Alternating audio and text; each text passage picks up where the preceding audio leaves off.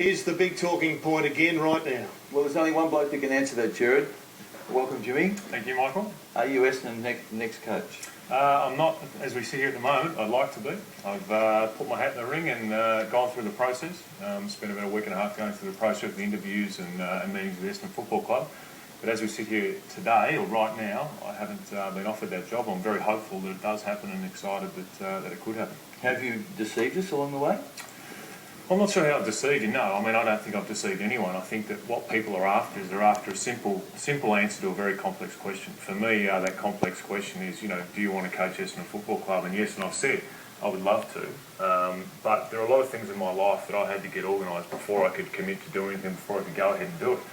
And fortunately, over the last week and a half to sort of week, a lot of those things have fallen into place. And I've put my hand up to hopefully be the Essendon coach.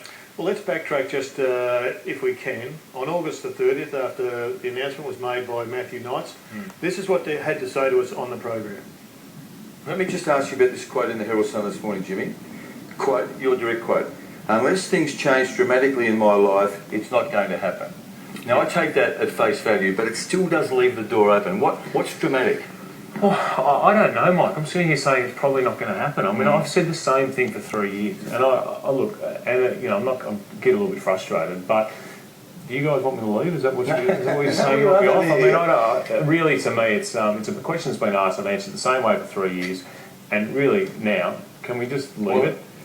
What were those dramatic circumstances?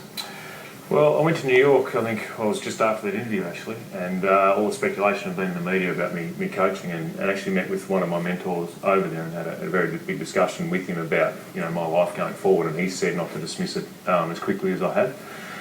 I was given the time to think about it away from the spotlight. I think that people don't appreciate how when you get away you can think, and then a couple of people called me from Australia who are probably my two biggest mentors as well.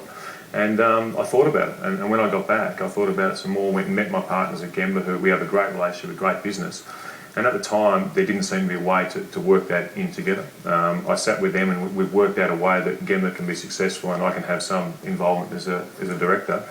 And after that was worked out, I rang Ian Robson and said, Ian, I'd love the job. What's the process? How do I go about it? And he outlined the process that any prospective coach at Essendon would have to go through. And over the last week and a half, 2 weeks, I've gone through that process with interviews and also a presentation that I hope has gone well. Who was your mentor in the US? Oh, I'd rather not say. Was it Rupert Murdoch? No, it wasn't. But it was someone very important to me. Any assurances from the Bombers? My reading from the outside, I mean, what you've said on camera is what you've told us. Yep. So I'm starting from that base. My reading is that you would need a very, very strong invitation to put your hand up to coach Essendon. Have there been any assurances from Essendon? There haven't been assurances. There was one thing when I rang Ian and said I want to go through the process, and he was adamant that I'd have to go through the process and it would be a process because, and I sort of tried to push him and say I'd like some guarantee. He said he wasn't going to give me that guarantee. So as I sit here today, I'm out in the open and probably as vulnerable as everyone else going for the job. Lots of talk about a director of coaching and the names of Mark Williams and Dean Laidley. If you get the job, would you be the senior coach with them as a lieutenant, or what would the structure be? The job I've gone for is the senior coaching job. They've spoken to me about a senior assistant who would assist me in certain parts of the role, and I'm comfortable with that. But certainly the role that I've gone for is a senior coaching job, not an assistant. Has Bomber Thompson said he won't, but you're a senior assistant? I haven't spoken to Bomber yet. I'd really like to speak to Bomber, but I know he's got a contract with Geelong, so that's probably. I think the rules pretty much say you can't do that. The road to coaching is littered with young blokes, great footballers who weren't ready. What makes you think you're ready? Well, I think I've gone away and spent 3 years away from football in a business that is all about man management, about people management. So I think I've really explored those skills, understanding who I am, spending a lot of time on the roads, a lot of introspection, a lot of education outside the football world. And the last 2 years with Fox Sports, I think I've watched 8 games a week. I've been across every game. I know the rehearsal for this show and the amount of time you've got to put in this show is not one of the AFL coaches. But I think I understand the game. But there are still a lot of gaps that I need to fill. And it's not just about me as the coach. I want to, if I get this job, put the best coaching group around me. So it's a group coaching the Essendon football team, not just one person. You've got an amazingly similar history to one Tim Watson, who was an idol of yours and now is a close friend of yours. Have you bothered to talk to him about what went wrong in his brief foray into coaching? I've spoken to Tim a lot over the last 2 or 3 years about what happened with him, what he went through, and even before that when I was playing. And you learn from other people, and Tim is a very important person in my life. So I would hope that if I do get the job, then I'm able to tap into him a bit more. Is it true that you've asked for 5 years? No. Have you requested a specific term? I've requested a term, but as I said, I haven't been offered the job. More or less. What's that? More or less. Less. It's hard for us to sit here, I'm sure Mike would agree, and believe that if you've put your hand up for the job that you're not going to get that job. It sounds to me like almost the process that has been orchestrated in a few other celebrated circumstances where, process or not, you're going to get this job, and you must have known that when you decided to go forward. I mean, I wouldn't have gone for the job unless I thought I was a pretty good chance. But it was definitely pointed out to me that I was no guarantee to get the job. I was certainly very excited about getting the job, and I really hope I get the job.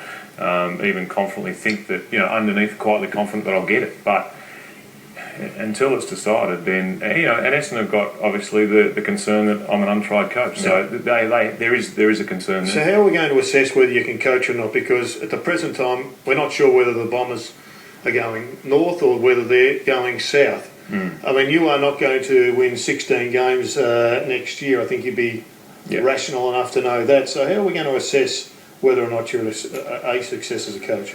Well, one of the things I said in the presentation was that to me it's all about development and getting better, and we'll know that by the way we play. It's pretty obvious the way the grand final is played that if you don't win contested footy, you can't defend and you can't transition and run, and win stoppages, then you're not going to be competitive. I think that the one thing that I want to certainly try and get improvement across the list is that defensive nature and around the stoppages in the game, and then we'll see improvement, and then hopefully we're good enough to be successful. Last one before we let you off the hook. 5 times in the last 6 years, Essendon have finished bottom 5. Yeah. I mean, you blokes, great champion footballers, have always had this self-belief and the ego to think that they can do things. Are you being a bit deluded? That this is a massive task, isn't it? I think it's a massive task. The passion I have for Essendon Football Club is amazing. That's one of the reasons I'm doing it. I want this club to be successful again. I want with the group that we're bringing together, and the president David Evans, the CEO in Ian Robson, everyone at that club. We are going to work our backsides off to get us back to be a successful club.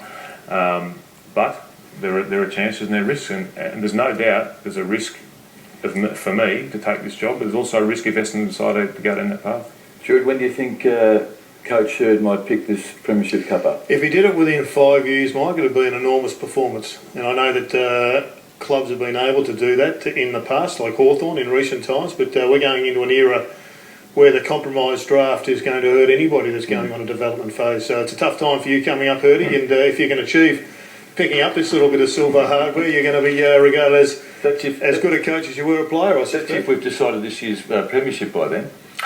So let's get on to the game, Mike. It had everything, Jared, except a conclusion. It did, and it